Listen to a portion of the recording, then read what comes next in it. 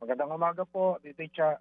Manong Ted, magandang umaga sa lahat ng ating tagapakinig at manonood. Oo. Happy Monday po, sir. Salamat po sa oras sa programa. Paliwanag lang po natin sa mga kapatid natin, ito nga pong balita, usap-usapan po ngayon yung malaking epekto ng flood control scandal sa hanay po ng construction. Gaano po kalala yung naging epekto nitong flood control scandal sa trabaho po ng ating mga construction workers? Kung pag-uusapan natin ng epekto, ito ay hindi lamang sa mga manggagawa sa construction industry, kundi ramdam ito ng buong taong bayan. Alam naman natin na konting baha lamang ay lumulubog ang Metro Manila at iba pang mga kalapit na probinsya. Pero kung pag-uusapan natin ay industriya ng construction, napakaraming nawalan ng trabaho. Kung matatandaan natin, nung nakaraang SONA ng Pangulo, nung nakaraang taon ay sinabi niya at in-identify niya itong mga involved sa flood control scandal. At mula noong binanggit niya ito ay nagkaroon na kagad ng investigasyon. Pagdating ng Agosto, nagsimula na ang investigasyon at nakita namin nung inansel ang pick-up permits and other business permits nitong mga identified contractors flood control. Marami po ang nawalan ng trabaho. Sa Mhm. tansya po namin, hindi lang po ito bababa sa mahigit 100,000 na mga manggagawa sa construction. Kasi bawat construction companies na kinansela ang kanilang pick-up license or pick-up permit, marami pong mga manggagawa ang nagtatrabaho sa bawat kumpanya na yan. So imagine na lamang, 15 yung identified na construction companies at pangunahin nga dyan, yung kumpanya ni Saldico at saka ng mga Diskaya, ilang manggagawa ang nagtatrabaho dyan dahil sa laki at lawak ng kanilang proyekto. Plus dagdag pa rito, may mga subcon yan. Hindi lang naman sila yung nagtatrabaho eh. Pinapasubcon nila yung ibang trabaho dyan para mapabilis. Yun nga lang, sobrang bilis talaga kasi wala naman talaga eh. Rules nga lumabas eh. So sa impact talagang massive unemployment ang naranasan ng mga manggagawa sa industriya ng construction mula nitong matuklasan itong flood control scandal at magsimula ang investigasyon. So Ah, yun, mahigit po sa 100,000 manggagawa po. Pero if we're talking about unskilled workers, kasi nabanggit nyo pinaka-apektado unskilled workers dun sa 100,000, ilan po ang unskilled workers doon? Kung meron man po kayong datos. Sa estimate po namin, kasi hindi po namin mabigay yung eksaktong detalye kasi nga yung iba Mm. po naming na-profile ay ghost talaga, wala talaga. At yung iba naman Mm. ay nagsiuwi na ng kanilang mga probinsya, recruited sila from different provinces, from Visayas, from Oo, Mindanao, oo. at saka sa Region 1 and Region 2. So, unskilled ang pinaka-apekto kasi syempre, yung iba dyan, hakot lang ni foreman eh. Hakot lang ni engineer eh. Wala silang sapat na kasanayan, wala silang training. Kumbaga, masabi lang na kailangan nating magtrabaho, may available na trabaho dito. Kung gusto ninyo, interesado kayo, so pasok kayo. So, ang nangyari niyan, recruit sa iba't ibang probinsya, kahit na walang kasanayan, kahit walang sapat na kaalaman. Kaya nung nahinto ang mga proyekto, dahil nga walang kasanayan at walang sapat na kaalaman sa sistema ng trabaho, walang pagpipilian kundi bumalik sa kanilang probinsya. So, sa pinaka-apektado, itong mga unskilled talaga ang tinamaan. Kasi yung mga skilled Mm. natin, anytime naman pwedeng lumipat ng ibang kumpanya yan, mag-a-apply lang ulit yan. Tama, So, oo. yung kanilang kasanayan, yung kanilang karunungan, nagagamit nila para makapagsimula muli ng bagong trabaho. Oo. Pero yung mga unskilled, wala talaga. Mm. Uuwi na lang yan kasi wala naman silang sapat na kasanayan Mm. para magamit sa pagsisimula muli. Oo. So, Sir Santi, itong mga unskilled workers natin affected sa flood control scandal, talagang rekta, uwi ito ng probinsya. Wala silang fallback dito na pwedeng maging hanap buhay para may kita pa rin, pambigay po sa kanilang pamilya? Wala po eh. Yung amin pong mga naka panayam ay karamihan diyan mga Muslim, mga kapatid dating Muslim, yung iba diyan mga taga Samar, taga Leyte, may iba pa mga taga Davao, taga Cagayan de Oro. So dahil nga hinakot lang naman sila para lang ma-accomplish itong mga bogus na project, Yes po. ay nung nahinto itong mga proyekto na to dahil sa iskandal, walang pagpipilian kundi umuwi sila. So yun talaga dahil nga hinakot lang naman sila, Mm. yung karamihan pa nga dyan ay katatapos lang ng junior high school, basta ano lang, basta kaya, malakas at saka walang pili sa trabaho, so pwede na. So karamihan dyan, mga nagsiuwi na ng probinsya, pero sa datos namin, more or less, nasa 80% ng mga unskilled, yung napauwi na dahil nga wala silang sapat na kasanayan para magsimula muli o maghanap ng bagong trabaho dito sa Kalakhang, Maynila. Oo. Sir Santi, meron na po ba kayong ugnayan sa DOLE para po dito sa mga displaced workers natin na hopefully wag na pong madagdagan? Last September po, nagkaroon po ng pagpupulong ang aming organisasyon, ang National Union of Building and Construction Workers at ang Department of Labor and Employment po sa pangunguna ni Yusek Bitonio. At doon po tinalakay namin kung ano yung po pwedeng maitulong ng Department of Labor para sa mga displaced workers Mm. na apektado nitong flood control scandal. Kasi ang NUBCW po, part din po siya ng Department of Labor Mm. sa ilalim ng Construction Industry Tripartite Council. Oo. So bahagi rin po kami yan. Kaya wala kaming ibang option kundi makipagtulungan at maabot yung mga naapektuhang manggagawa at matulungan yung kanilang mga pamilya.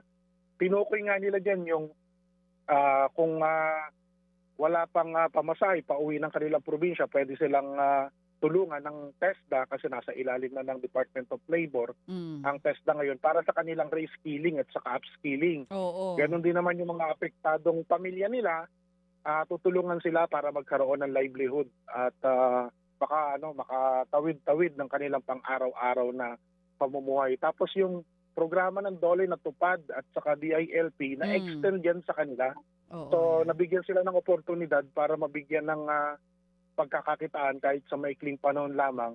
Ito yung nagbenepisyo ng ilang mga programa ng Department of Labor sa ilalim ng tupad at saka yung DILP natin. Oh, that's nice. At least meron na palang ginawa yung gobyerno ukol po dito sa mga displaced workers natin. Tama po yung sinabi nyo, under the tupad, kasama sila yung mga uuwi ng probinsya sa pwedeng matulungan ng DOLE. Pero yun pong sinasabi ninyo na sa TESDA naman, pwedeng mag-upskilling nung kanila pong mga kakayahan. After the training sa TESDA, meron po bang assistance sa ibinibigay ang gobyerno para po mai-refer sila sa ibang papasukang kumpanya? Yung amin pong pag-uusap ng DOLE ay after nila makapagsanay sa TESDA, kung nasaan man silang rehiyon, kung uuwi sila, kung saan man silang rehiyon, pinapayuhan sila na makipag-ugnayan sa regional office ng Department of Labor at sabihin na sila ay biktima o apektado ng flood control scandal. At may instruction, ang napag-usapan namin, nagbigay ng instruction ng DOLE sa kanilang mga regional offices para agad-agad na tulungan yung lalapit sa kanila na biktima ng flood control scandal. Yun po yung aming mga naging pag-uusap ng Department of Labor. Oo. Meron din po ba tayong ayaw man natin ganun yung mangyari? Kumbaga mga balita na itong mga unskilled workers natin dahil sa kawalan ng trabaho, kumbaga pumapasok dun sa mga trabaho na illegal. Wala naman po bang ganun? Wala naman po. Ang amin lang po, ilang nakapanayam na unskilled talaga, wala silang choice kundi umuwi ng probinsya. Yung iba ay nagpapaback up kung sino may mga kakilala. At yung iba naman po, na-i-refer namin sa ibang proyekto rin ng gobyerno katulad po ng Metro Manila Subway, yung pong North-South Commuter Railway natin, Oo. na nangangailangan ng dagdag na labor force. Oo. Na-i-recommenda po namin kasi mayroon po kaming mga inoorganisang samahan ng mga manggagawa, mga union sa mga proyekto ng pamahalaan na yan. Kaya kami po, kaibigan namin yung ibang kontraktor dyan, katulad ng EEI at iba pang malalaking kontraktor, na i-refer po namin at sila naman, maluwag na tinanggap kasi kailangan din nila ng mga manggagawa Good. para sa proyektong naibigay sa kanila. Oo, maganda po yun. So hindi na sila pinahihirapan sa requirements aspect pagka nililipat nyo po sila dun sa mga government projects. Tama po. Oo. Sir, sa pananaw nyo po, ito po bang pagbagsak ng employment sa construction industry, ano po ba ito? Makakabawi pa po ba kaya tayo ngayong taon or may long-term damage po ito talaga sa industriya na medyo matatagalan bago makabalik po ito sa normal? Ang basa po namin dito, makakabangon tayo. Siyempre, ganyan tayong Pinoy eh. Hindi naman tayo sumusuko sa mga dagok ng buhay eh. Yun nga lang, siyempre, hindi may iwasan na maramdaman yung epekto. Kasi hanggang ngayon, ay nagpapatuloy yung Ghost Project, tapos yung kanselasyon ng mga permits nito mga contractors ay nagpapatuloy pa rin.